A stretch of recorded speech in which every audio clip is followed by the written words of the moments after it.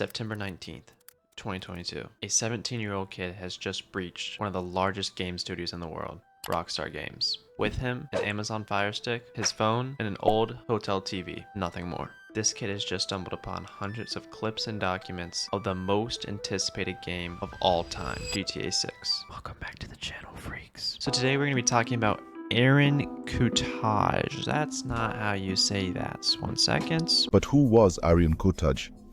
Oh. Yeah, so I just sound dumb. Okay, God, I'm gonna sound so white saying that, but whatever. So who is he? Kutaj is an autistic teenager from London. At first glance, I had to double check that to make sure that this was the actual hacker and that I wasn't just putting some random kid's face up there. Because he didn't really, meet who I thought a profile for a hacker was. Which, to be fair, I mean, he kind of does fit the profile for a hacker. Just saying. Just saying. So how does this 17-year-old kid get away with hacking one of the biggest gaming companies of all time? And looking into it, his path to becoming a hacker actually isn't that too uncommon for young aspiring hackers, which sounds crazy. Like I'm saying young aspiring doctors, but no, these are hackers. And from reported sources, Kutaj got his information and knowledge of hacking and inspiration for hacking just from forums and dark web stuff. You know, just what every 17-year-old kid should be watching and paying attention to. So as a young kid, Kutaj is not spending his time outside with friends or gaming online. He instead, over the years, is developing his skills in hacking. And in 2021, he forms his own hacking group by the name of Lapsus. I think that's how you say it. LAPSUS $.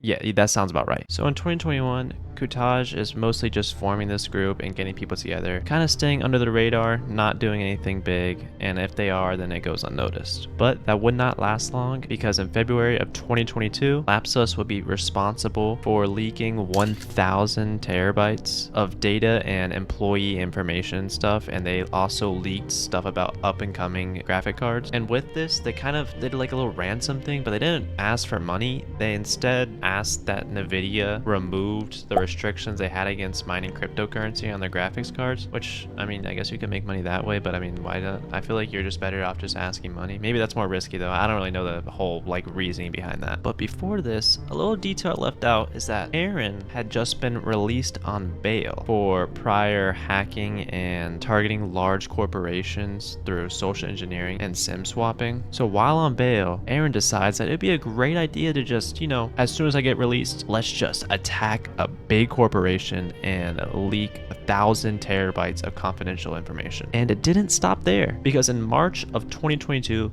the next month, Lapsus was responsible for 4 major hacking incidents, which involved Samsung, Microsoft, Okta, I believe, and Ubisoft. You probably know 3 out of 4, maybe 4 out of 4 of those, which is just crazy how many of these big companies were leaked all by the same kid. Most of the attacks in March were done to leak stuff about up-and-coming products and different services being released to the public. Some of them, in the case of Ubisoft, were to just shut down the servers through, I think, DDoS attacking. I'm not exactly sure how it works with large servers like that, but of course it doesn't end there either, because, you know, this kid is just on a spree right now. And there also was another one in March I didn't mention, but it's an alleged one that he leaked source code of T-Mobile. It's alleged. I don't really know the whole details, but going off his track record, it would not surprise me if he was also behind this.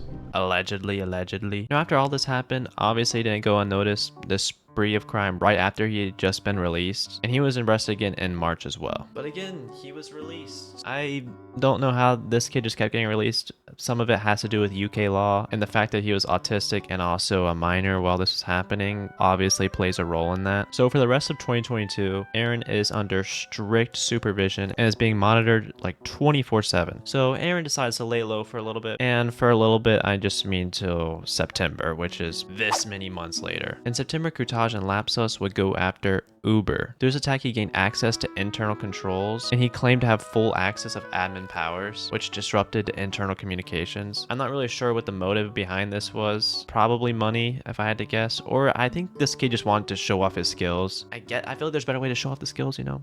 You can find jobs with this. You can get a job in cybersecurity, but this guy, you know, he just wanted to do his own thing. Not the smartest way to go about it, but you know, do your own thing. And then later in September, he would go after Rockstar Games. Like I said, he's being monitored 24/7 in a hotel room. He uses the hotel room TV, his phone, and a Fire Stick to gain access to Rockstar clips and documents of GTA 6 information. Now, all this information and stuff that Kurtaj had gained, he didn't leak immediately, and instead he announced to Rockstar and online, of course, that he had access to source code and files, and that he threatened to release it if Rockstar did not comply with negotiations. Now, obviously, Rockstar did not do that. They did not comply, and we got a lot of leaks. I still remember my reaction to seeing it the first time, seeing all the leaks. I remember there was a lot of people saying like, "Oh, it looks so unfinished" and stuff. I'm like, yeah, it is unfinished. It's an unfinished game. I thought that was just funny. But yeah, the whole world was just hyped to finally see a glimpse of GTA 6, considering we have been waiting for this for so many years. And some people say Kurtaj is a vigilante. I think he probably just